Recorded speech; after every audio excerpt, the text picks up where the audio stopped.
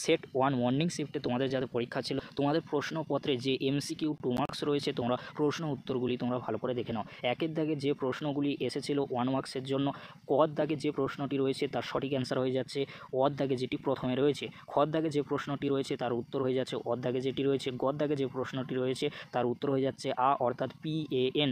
তার পরবর্তী প্রশ্ন ঘর দাগে যেটি রয়েছে তার উত্তর হয়ে যাচ্ছে অর দাগে। তোমরা দেখে নাও গৌণ বা সেকেন্ডারি বর্জ্য জল হচ্ছে গিয়ে প্রক্রিয়াকরণ। ওর দাগে যে প্রশ্নটি রয়েছে তার সঠিক অ্যান্সার হয়ে যাচ্ছে অর দাগে যেটি রয়েছে তোমরা ভালো করে দেখে নাও। তারপর তোমরা দেখে নাও পরবর্তী যে প্রশ্নটি রয়েছে চর দাগে, এর উত্তর হয়ে যাচ্ছে IUCN আর দাগে যেটি রয়েছে। তারপরে তোমরা দেখে নাও ছর দাগে যে প্রশ্নটি রয়েছে পূর্ব কলকাতার জলাভূমি হলো একটি, এর উত্তর হয়ে যাচ্ছে অর দাগে যেটি রয়েছে তোমরা ভালো করে দেখে নাও। পরবর্তী যে প্রশ্নটি রয়েছে বর্গেন চর দাগে অর্থাৎ পানীয় জলে অতিরিক্ত পরিমাণে, উত্তর হয়ে যাচ্ছে হর্ষের দাগে নাইট্রেট কিন্তু সঠিক অ্যান্সার হবে। পরবর্তী যে প্রশ্নটি রয়েছে তোমরা দেখে নাও XC2 সংরক্ষণের একটি উদাহরণ হলো বীজ ব্যাংক, তোমরা সকলেই জানো হর্ষের দাগে যেটি রয়েছে।